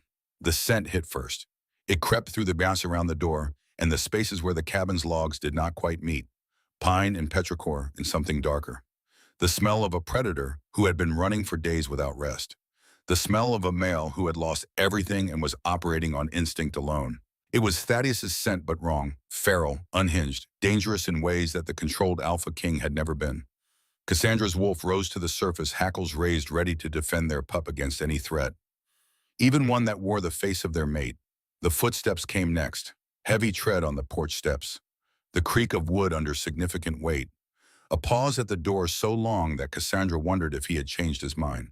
If some part of his human consciousness had fought back to the surface and told him this was wrong, this was madness, this was not how an Alpha King behaved. Then the door exploded inward. Not opened, not unlocked. Exploded. The oak shattered off its hinges with a crack louder than the thunder, pieces of wood and twisted metal flying across the room. The storm howled through the opening, bringing sheets of rain and wind that made the candle flames dance wildly. And in the doorway framed by lightning and darkness, in the raw fury of the Pacific storm, stood Thaddeus Blackwood. He looked nothing like the polished Alpha King who had dismissed her in his mahogany study 4 months ago. That man had been groomed and controlled, every hair in place, every gesture calculated for political effect. The creature standing in her doorway was something else entirely. His clothes hung in tatters shredded by weeks of shifting between forms without bothering to undress first. His dark hair was long and wild, matted with mud and pine needles. A thick beard covered his jaw, unkempt and tangled. His feet were bare despite the freezing rain, covered in cuts and scars from running over rocks and roots. But it was his eyes that stole the breath from Cassandra's lungs. Completely gold. No trace of the steel gray she remembered. His wolf was in total control, staring out through human eyes with an intensity that bordered on madness. He stood there, chest heaving, rain pouring off him to pool on the cabin floor, and just looked at her. His gaze locked on her face for one endless moment. Then slowly, inevitably, his eyes dropped. To her belly. To the unmistakable swell of 8 months' pregnancy that no amount of loose clothing could hide. To the physical proof that she carried his child. The sound that came out of Thaddeus was not human. It was a roar of anguish, so primal, so broken, that it seemed to shake the very foundations of the earth. He staggered forward 2 steps and then dropped to his knees with a crash that cracked the hardwood floorboards. His hands came up to cover his face, and through his fingers came sobs that racked his entire body. The great Alpha King of the Western Territories knelt on her cabin floor in a puddle of muddy water and wept like a child. "I didn't know." The words came out between gasping breaths, barely intelligible. "Goddess Cass, I didn't know, I didn't know." Cassandra stood frozen, one hand still resting protectively on her stomach. Her wolf was snarling, demanding she shift and tear out his throat for the betrayal. But the human part of her, the part that had loved him for 5 years, with everything she possessed, could only stare at the ruins of the man she had fled. "You didn't need to know about the baby Thaddeus." Her voice came out colder than the storm outside, controlled, each word precisely chosen. "You only needed to know that I was your mate, that I stood beside you for 5 years, that I built your kingdom while you destroyed our bond for a politically convenient lie." He crawled forward on his hands and knees, not even attempting to stand. The Alpha King reduced to crawling across the floor of a rundown cabin, stopping inches from her feet. He looked up at her with those feral gold eyes, and tears carved tracks through the grime on his face. "I was a fool." His voice was raw, shredded by weeks of howling into the wilderness. "A blind, arrogant fool. I let the pressure of the crown poison my mind. I let Ren manipulate me. I let Serafina play me like a puppet. And I threw away the only thing that ever mattered." "Yes, you did." Cassandra felt no satisfaction in the admission. Only the hollow ache of vindication that came too late to change anything. "They're gone, Cass. All of them. Ren is dead. I executed him in front of the entire council." Ripping out his throat and left his body for the crows. Thaddeus's hands shook as he reached toward her stomach, stopping just millimeters away from touching, terrified to make contact without permission. "Serafina is exiled, stripped of everything, wandering the rogue lands with nothing but shame and the bastard she tried to pass off as mine." "I know, Cal told me." "But the rot wasn't just in them." He pressed his forehead to the floor in a gesture of complete submission. "The rot was in me, in my judgment, in my willingness to sacrifice the most precious thing I possessed for the sake of political stability. That rot is still there, Cass, eating me alive. I haven't slept more than an hour at a time in 4 months. I haven't shifted back fully in weeks. My wolf knows what I did, and he's trying to kill me for it." Cassandra looked down at the broken king kneeling at her feet. Part of her wanted to feel triumph, wanted to revel in his suffering the way he had made her suffer. But mostly she just felt tired. Tired of running, tired of poisoning herself with wolf's bane, tired of the mate bond that pulled at her, constantly demanding reconciliation even as her conscious mind screamed betrayal. "Please." Thaddeus's voice cracked completely. "Please tell me that's my child. Tell me that after everything I destroyed, the moon goddess at least gave us this." Cassandra placed both hands on her belly, feeling Ronan kick strongly in response to his father's voice. "He is yours, but he's mine first. You don't get to claim him just because your fake heir failed you. I don't want to claim him to replace anything." Thaddeus finally looked up, and the raw desperation in his eyes was almost unbearable to witness. "I want to spend the rest of my miserable life proving that I'm worthy of the dirt you walk on. I want to earn the privilege of knowing him, of knowing you. I will strip myself of the title. I will give the crown to Cal. I don't care about the kingdom anymore, Cass." He reached up slowly, telegraphing every movement, and bared his throat. the ultimate gesture of submission from an alpha, offering his life into her hands. I only care about my queen. Before Cassandra could respond, before she could process the enormity of what he was offering, a blinding pain ripped through her abdomen. She gasped, doubling over her hands, clutching her stomach as a contraction seized her entire body. It felt like being torn in half from the inside, like every muscle from her ribs to her pelvis had decided to contract simultaneously. The pain was so intense that her vision blurred at the edges, the cabin swimming in and out of focus. Cass! Thaddeus was on his feet instantly, his alpha reflexes overriding everything else. His hands caught her before she fell, supporting her weight with easy strength despite his emaciated appearance. "Don't touch me!" The words came out as a scream as another contraction hit barely 30 seconds after the first. This was wrong. Labor was supposed to build slowly, contractions minutes apart in the beginning. Not this immediate, overwhelming assault. But Ronan had other plans. The stress of the confrontation, the shock of Thaddeus's appearance, the overwhelming surge of the mate bond flaring back to life after months of suppression. It had triggered early labor, and there was no hospital within 50 miles. Warm fluid gushed down Cassandra's legs, soaking through her jeans. Her water had broken. There was no stopping this now.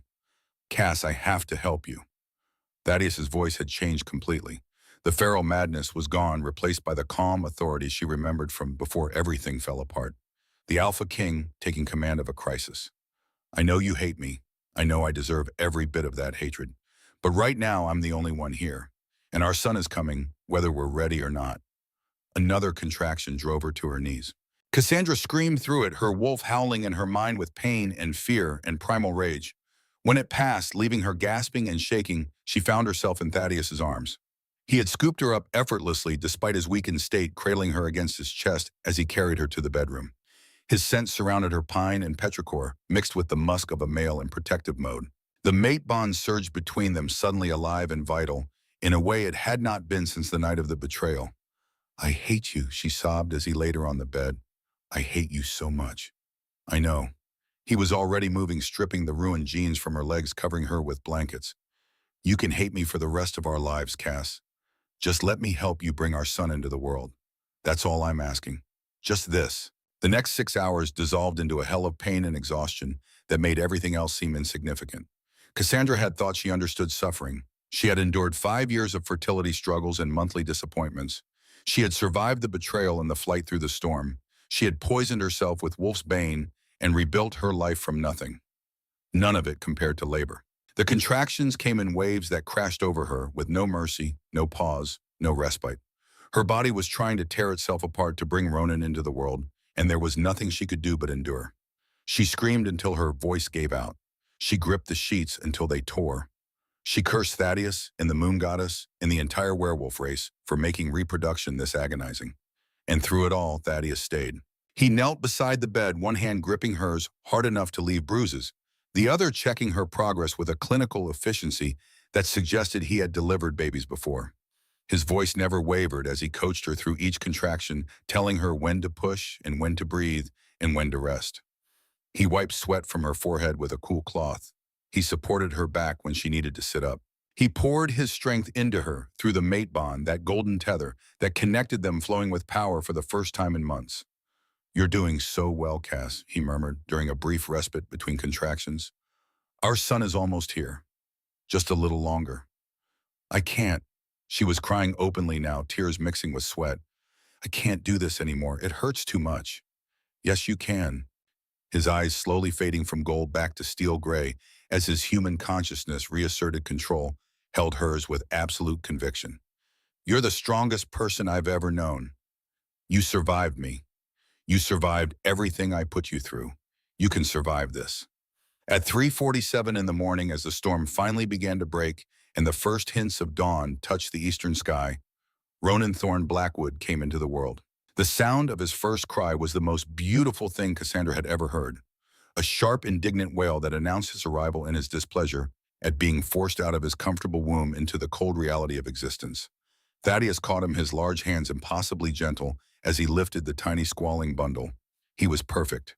Red-faced and wrinkled and covered in vernix, but perfect. Dark hair plastered to his skull. Eyes that would eventually be gray like his father's, but were currently the deep blue of all newborns. tiny fists waving with impotent rage. Already strong, already determined, already every inch an alpha.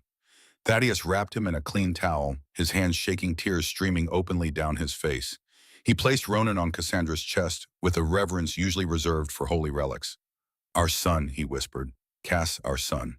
She looked down at the tiny life that had fought so hard to be born and felt something crack in the ice that had formed around her heart over the past 4 months. This was real. This was hers. This perfect, impossible child who had survived Wolf's Bane poisoning and stress and early labor and the complete collapse of his parents' relationship. "Ronan," she said softly, tracing one finger down his tiny cheek. "His name is Ronan because he survived all of this, because he's our miracle." Thaddeus pressed his forehead to hers, careful not to disturb the baby between them. His tears fell onto her face, mixing with her own. "I will never stop groveling, Cass. For 100 years I will make this right. You dictate the terms. You rule the pack. I'm just your soldier now, your servant, whatever you need me to be." She looked at him through exhausted, tear-blurred eyes, the man who had broken her heart, the father of her child, the mate her soul still recognized despite everything he had done. The road to forgiveness stretched ahead of them, longer than the miles she had run, harder than the labor she had just endured. "We have a lot of work to do, Thaddeus," she whispered, pulling Ronan closer. "Start by making me some tea." For the first time in 4 months, she saw him smile. It was tentative and broken and shadowed by guilt, but it was real. He stood, kissed her forehead with infinite gentleness, and moved to the kitchen to boil water. The next 4 weeks passed in a blur of sleepless nights and painful recovery, and slowly, tentatively learning to exist in the same space again. Thaddeus stayed. Cassandra had expected him to leave once the immediate crisis passed, to return to his pack and his throne, and leave her to raise Ronan in peace. But he made no move toward departure. Instead, he became her servant. He cooked every meal, simple food that he prepared, with more care than she had ever seen him give anything. He changed diapers with a dedication that would have been funny if it had not been so earnest. He walked the floor with Ronan during the long nights when the baby fussed and would not settle. He cleaned the cabin, chopped firewood, maintained the generator, did everything that needed doing without being asked. And he never, not once, tried to touch her beyond what was necessary. They existed in a strange limbo. Not mates, not strangers. Something undefined and fragile that could shatter with one wrong word. Cassandra watched him with Ronan and felt the ice continue to crack. The way he cradled their son like something infinitely precious. The way he sang old werewolf lullabies in a voice gone hoarse from disuse. The way his entire face transformed when Ronan wrapped a tiny fist around his finger. This was the Thaddeus she had fallen in love with at 19. Before the crown had twisted power at him. Before Elder Wren had poisoned his judgment. Before Seraphina had exploited his weakness. On the 3rd week Callahan arrived. Cassandra heard the truck before she saw it, an engine growling up the dirt road that was barely more than a trail. She looked out the window to see Cal climbing out of a mud-covered pickup, a duffel bag over one shoulder, and relief written across his features. "Permission to enter," he called from the porch, respecting the boundaries of her chosen territory. "Granted." Cassandra opened the door and Cal swept her into a hug, gentle enough to account for her still healing body. "Goddess Cass, I was so worried." He pulled back to look at her, his eyes cataloging the changes 4 months had wrought.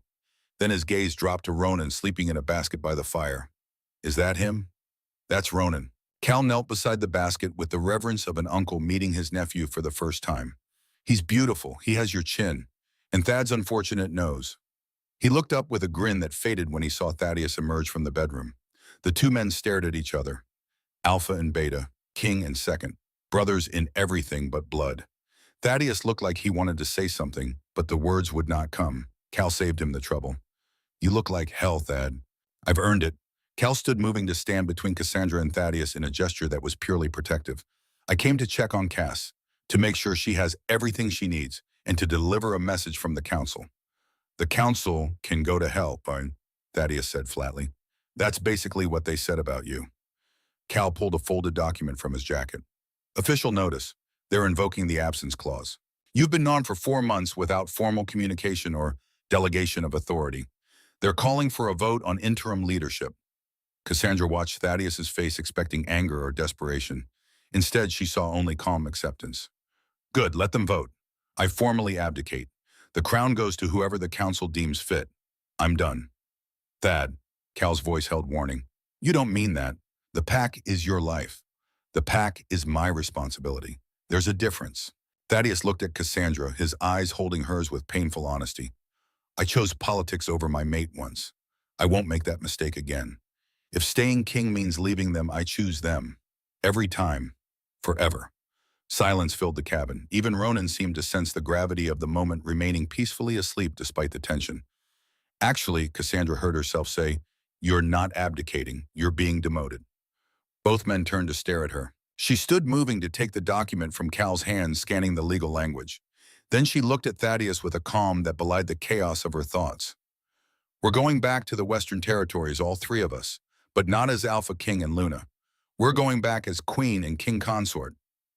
Thaddeus's eyes widened. "Cass, you don't have to." "Yes, I do." She cut him off, her voice harder than she intended. "That pack is as much mine as it is yours. I built systems and forged alliances and held things together for 5 years while you played politics. And then I was cast aside because I couldn't produce an heir fast enough. Well, I did produce an heir, the legitimate, true-blooded heir that Seraphina's bastard never could have been." She moved closer to him, Ronan in her arms, and Thaddeus instinctively stepped back.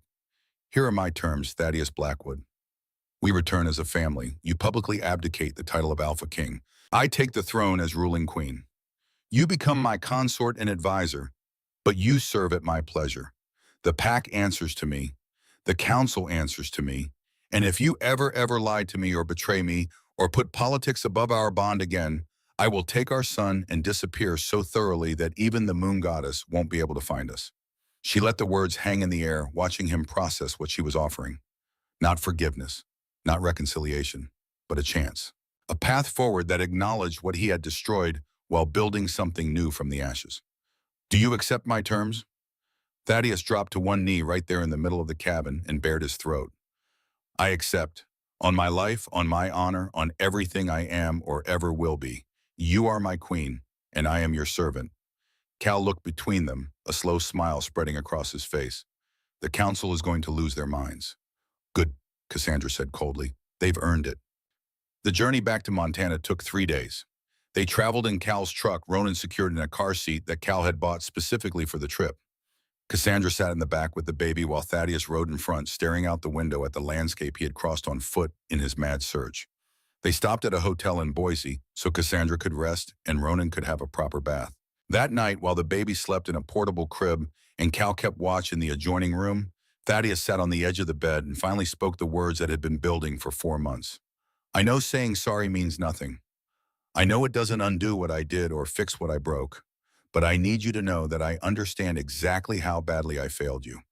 His hands twisted together, a nervous gesture she had not seen since their early days together. "Ren spent years telling me that your bloodline was weak, that you were too young when we mated, that a true Alpha King needed a Luna of proper breeding to produce strong heirs. I thought I was immune to it. I thought our bond was stronger than politics. But it wasn't." Cassandra kept her voice neutral, stating fact rather than accusation. "No, when the ultimatum came, when the council threatened a vote of no confidence, I panicked. Ren brought Seraphina to the summer summit and made sure we were alone. She was beautiful and available and supposedly fertile, and I was weak enough to fall for it." He looked at her, and the self-loathing in his eyes was almost painful to witness.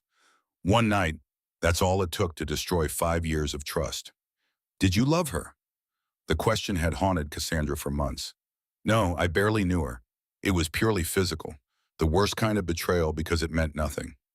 He ran his hands through his hair, now trimmed but still wild. "When she showed up pregnant, Ren had the DNA evidence ready. The ultrasounds, everything perfectly forged.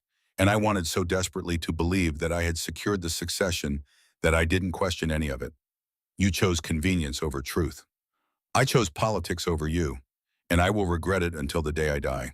Awesome. Thaddeus slid off the bed, kneeling on the hotel floor in the same position of submission he had assumed in the cabin. "I won't ask for forgiveness, Cass. I haven't earned it, but I swear on Ronan's life that I will spend every remaining day proving that I can be better, that I can be worthy of the mercy you're showing me." Cassandra looked at him kneeling there, the Alpha King reduced to a penitent, and felt something shift in her chest. Not forgiveness, not yet. But maybe the beginning of something that could eventually become forgiveness given enough time and proof.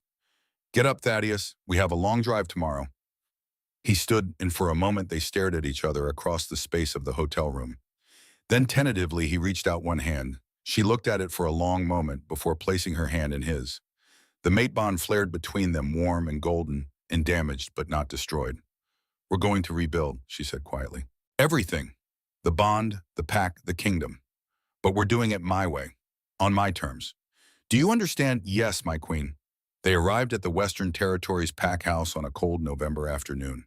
The massive log and stone structure looked exactly as Cassandra remembered, perched on the mountainside like a fortress that had stood for generations. But as Cal's truck pulled up the long driveway, she could see the changes. The west wing was indeed destroyed, nothing but rubble and charred timbers. The gardens she had built were overgrown and dying from neglect. Windows were dark that should have been lit with activity. The entire place had the air of something wounded and struggling to survive. The pack had felt their king's madness, and it had nearly destroyed them. Word of their arrival had preceded them. When the truck stopped at the main entrance, 300 pack members stood assembled on the grand steps. Not the full 600. Many had fled to satellite territories or requested transfers to allied packs. The Council of Elders stood at the front, 12 men and women who looked like they had aged a decade in 4 months. Cassandra stepped out of the truck, carrying Ronan, and the assembled pack dropped to their knees. Not for Thaddeus, who emerged from the passenger side looking like a shadow of his former self. For her. For the Luna, who had been cast aside and had returned carrying the legitimate heir. Acting council head, Lydia Frost stepped forward, her face a mask of careful neutrality. "Luna Cassandra, we welcome you home. We owe you—" "I'm not Luna Cassandra anymore." Cassandra's voice cut through the November air with authority that made several pack members flinch. "I am Queen Cassandra Blackwood, and you will address me as such, or you will address nothing at all." Shocked silence. Lydia's eyes widened. Behind her, the council members exchanged panicked glances. Thaddeus moved to stand 3 steps behind Cassandra, his head bowed in a gesture everyone recognized. Submission. The Alphaking was submitting to his mate in front of the entire pack. "By right of true mate bond, by divine decree of the moon goddess, and by the fact that I carried this pack's legitimate heir, while you conspired to replace me, I claim the throne of the Western Territories." Cassandra shifted Ronan in her arms, and the baby chose that perfect moment to let out a strong, healthy cry that echoed across the assembled pack. "Thaddeus Blackwood hereby abdicates his title as Alpha King. He will serve as my king consort and advisor. But all authority flows through me." She let her gaze sweep across the kneeling pack members, meeting eyes and daring anyone to challenge her. "This pack allowed politics to destroy your true queen. You enabled a conspiracy that nearly killed your crown prince. You stood silent while Elder Wren and Seraphina Vale orchestrated a betrayal that threatened the very foundation of our kingdom." Her voice rose, carrying over the mountains and forests. "That ends now, today, this moment." She turned to the council. "Those of you who voted to replace me with Seraphina Vale stand." 8 of the 12 council members slowly rose to their feet, their faces pale. "You are stripped of your council positions effective immediately. You will make public apologies to this pack, confessing your roles in the conspiracy, and you will serve 2 years of probation, during which you have no voice in pack governance. If you cannot accept these terms, you are free to leave the territory." One by one, the 8 former council members bowed their heads in acceptance. They had no choice. Challenging a queen backed by divine right and carrying the heir would be suicide. "Lydia Frost, you will serve as interim council head while I restructure pack governance. Callahan Rivers, you are promoted to head Gamma and my personal guard. Dr. Helena Monroe, you will continue as pack physician and will oversee Ronan's care." Cassandra looked at Thaddeus, who remained kneeling 3 steps behind her. "Thaddeus Blackwood, approach your queen." He moved forward on his knees, stopping at her feet. The ultimate gesture of submission, witnessed by 300 pack members and broadcast through the pack bonza to the hundreds more spread across the territories. "Do you swear fealty to me? Do you acknowledge me as ruling monarch of the Western Territories? Do you accept that you serve at my pleasure and by my mercy alone?" "I swear." His voice was steady, clear, loud enough for everyone to hear. "I serve at my queen's pleasure. I rule only by her mercy. My life, my loyalty, my everything belongs to her. Rise, consort." He stood and Cassandra handed him Ronan. The gesture was deliberate, public, showing the pack that Thaddeus had earned the privilege of holding his son, but that privilege came from her allowance. "We have a kingdom to rebuild," she said, addressing the pack. "And we will do it with justice, transparency, and respect for every member. The age of elder manipulation and political games is over. Welcome to the new reign." The pack howled their acceptance, the sound rolling across the mountains like thunder. Over the following 6 months, Cassandra rebuilt the Western Territories from the ground up. The old council structure was dismantled, completely replaced with an elected advisory board serving 4-year terms. She personally drafted a Luna Protection Act that made it illegal to remove a Luna for fertility issues requiring proof of treason or voluntary abdication. She instituted financial audits that uncovered Elder Wren's embezzlement of $1.4 million money she recovered and invested in PAC infrastructure. She ruled from a throne that had been elevated above Thaddeus's, a physical reminder of the new power structure. He sat beside her during PAC assemblies, offering advice when asked but never overstepping. True to his word, he served as her consort and nothing more. The PAC thrived under her leadership. Families who had fled returned. Allied PACs sought treaties. The hospital wing was expanded. The school system was modernized. Crime dropped by 67% in the first 3 months. Member satisfaction surveys showed 94% approval of Cassandra's reign. Serafina Vale's fate arrived via Cal's intelligence network 2 months after Cassandra's coronation, killed in a territorial dispute in the Alaskan Rogue Lands abandoned by Kieran Stone the moment his son was born. The child had been taken in by a neutral PAC. Cassandra felt no triumph at the news. Justice was cold comfort, and slowly, painfully, the mate bond began to heal. Thaddeus proved himself in 1,000 small ways. He never made a decision without consulting her first. He deferred to her judgment even when he disagreed. He spent hours with Ronan, teaching their son about PAC history and werewolf culture, making sure the boy knew his mother was the true power in their family. 6 months after their return on the spring equinox, Cassandra granted Thaddeus what he had been too afraid to ask for. She invited him back into her bed, not as king and Luna, not as equals, but as mates who were slowly, tentatively learning to trust again. As partners rebuilding something that had been shattered, but might with enough care become stronger for having been broken. The official ceremony came in June under a full moon that bathed the pack house in silver light. Ronan's christening, the traditional werewolf ritual that would formally introduce the heir to the pack and the moon goddess. 900 pack members gathered in the central courtyard. The pack shaman, an ancient woman named Elder Iris, who had served the Western Territories for 60 years, performed the ceremony. She anointed Ronan's forehead with sacred oil, drew the symbols of protection on his tiny chest, and lifted him toward the moon. "This child is born of true mates," Elder Iris proclaimed in a voice that carried despite her age. "Forged in fire, tempered by suffering, destined to lead with justice and compassion. The moon goddess has marked him for greatness." As if in response, Ronan's eyes flashed gold. Just for a moment. Just long enough for everyone to see. The sign of a powerful alpha bloodline. The sign of divine blessing. The pack howled their acceptance, and the sound carried across the territories like a promise. That night on the balcony of the master suite that Cassandra had finally agreed to share with Thaddeus again, they stood together watching the moonlight paint the mountain silver. Ronan slept peacefully in his crib, surrounded by protections both magical and mundane. "Every day I prove I can be better," Thaddeus said quietly, his arms around her from behind. "Every single day." Cassandra leaned into him, allowing herself to take comfort in his presence for the first time since the betrayal. "Yes, you do. And that's what matters. I love you, Cass. I never stopped.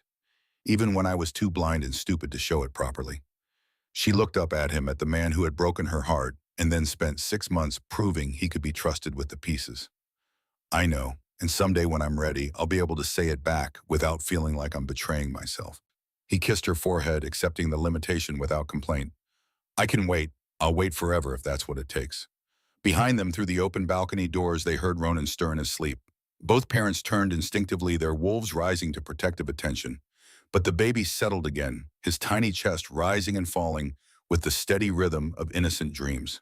Cassandra thought about the journey that had brought them here. The betrayal and the flight. The poison and the pregnancy.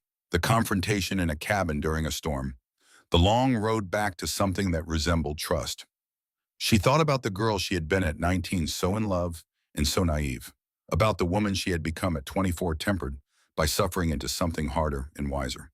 About the queen she was now ruling a kingdom that respected her, not because of who she had married, but because of what she had survived. "We're going to be okay," she said, more to herself than to Thaddeus. "All 3 of us. It's going to take time. It's going to be hard, but we're going to be okay." He wrapped his arms around her from behind, careful and gentle, giving her space to pull away if she wanted. She didn't. She leaned back into his warmth and let herself believe in possibilities again.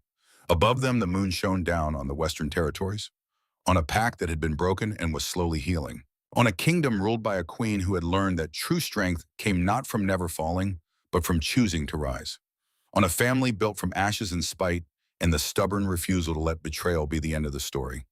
The mistress had taken her place, so Cassandra had taken a throne, and in doing so she had reclaimed everything.